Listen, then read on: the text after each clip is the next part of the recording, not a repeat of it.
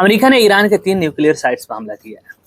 Iran को इस हमले में कितना नुकसान हुआ ये जानेंगे। साथ साथ ये भी जानेंगे कि मोसाद ने अमेरिका के प्रेसिडेंट ट्रंप को कैसे डरा धमका कर किस लड़ाई में शामिल किया है। साथ साथ ये भी जानेंगे कि न्यूक्लियर साइट्स पर हमला होने के बाद जो रेडिएशन शुरू हुआ है उससे ईरान को कितना नुकसान होगा।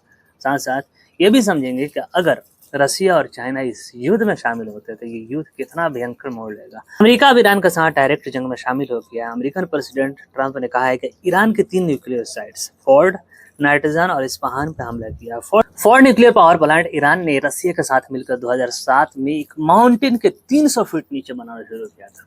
2 सालों तक किसी को कानो कान पता नहीं चला कि उस पहाड़ के नीचे न्यूक्लियर पावर प्लांट बन रहे हैं।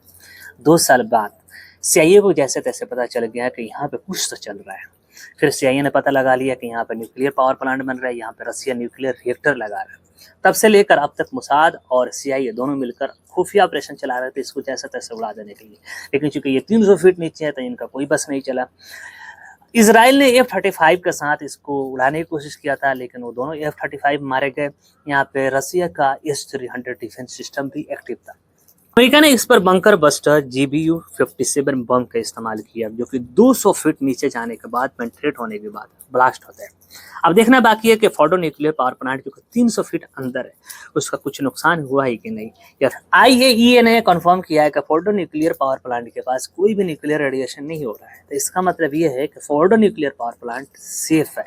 हो सकता है उसका कोई भी नुकसान नहीं हुआ है, लेकिन अगर नुकसान हुआ होगा तो रसिया इसका बदला जरूर लेगा। सवाल उठ रहा है कि अमेरिका आखिर इस जंग में कूदा क्यों। जो ट्रंप युद्ध के खिलाफ बातें करते थे, ओबामा को गालियां देते थे, जॉर्ज उसको कहते थे कि इन लोगों ने अमेरिका को जंग में ढकेला। मैं पीस की बातें करता हूँ, लेकिन पीस की बातें करते करते ईरान पे उन्होंने हमला कैसे कर दिया।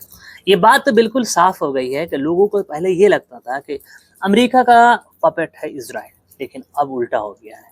अब दुनिया जान गई है कि इजराइल का गुलाम तो अमेरिका ही है। लेकिन क्यों अमेरिका इजराइल से डरता है? इसके बड़े वजह यह है कि अमेरिका के जितने इकोनॉमिक सिस्टम है सारे यहूदी संभाल लेंगे। अगर वो चाहेंगे तो सिंगल मिनट में अमेरिका की इकोनॉमी को बर्बाद कर सकते हैं। इसलिए अमेरिकन प्रेसिडेंट यहूदियों से डरते हैं। और यही नहीं, मोसाद का बहुत डीप रूट अमेरिका में है। इवन CIA भी इससे डरता है। आपको नहीं पता तो आपको हम बता दें कि जॉन F कैनेडी अमेरिका के प्रेसिडेंट थे। वो प्रो फिलिस्तीनियन थे, फिलिस्तीनियों की राइट की बातें करते थे, पीस की बातें करते थे। लेकिन उनके साथ क्या हुआ? उन्हें गोली मार दी गई। आप उम्मीद कर सकते हैं कि अमेरिकन प्रेसिडेंट को इतनी सिक्योरिटी के साथ सुझाते हैं, उन्हें गोली 20 सड़कों में मार दी जाए। किसने मारा? इल्जाम मोसाद पे लगा। तब से लेकर अब तक कोई भी अमेरिकन प्रेसिडेंट इजराइल के खिलाफ बात नहीं करता है। नहीं, इजराइल के खिलाफ वो लोग खड़ा हो सकता है, बल्कि इजराइल जो कहता है वो मानते हैं। इजराइल कहेगा भोंको तो भोंको, इजराइल कहेगा काटो तो काटो। अभी तक तो ईरान अकेले इजराइल को भूत बना बना कर मार रहा था। इजराइल के पास कोई सहारा नहीं था। अमेरिका बचा ले, अमेरिका बचा ले चला रहा था। क्योंकि अब अमेरिका इस जंग में डायरेक्ट शामिल हो गया है। ईरान पे हमला भी कर दिया है। फोर्डो न्यूक्लियर पावर प्लांट पे हमला हुआ है, जहाँ पे रशियन साइंटिस्ट काम कर रहे थे। फोर्डो न्यूक्लियर पावर प्लांट हम आपको बता दें कि सिर्फ ईरान का नहीं है, बल्कि इसमें हिस्सेदारी रसिया की भी था। अब ये हमला सिर्फ ईरान पे नहीं बल्कि रसिया पे भी है। इस युद्ध में रसिया मोस्ट प्रोबेबली शामिल होगा। रशिया शामिल होगा तो चाइना भी शामिल होगा।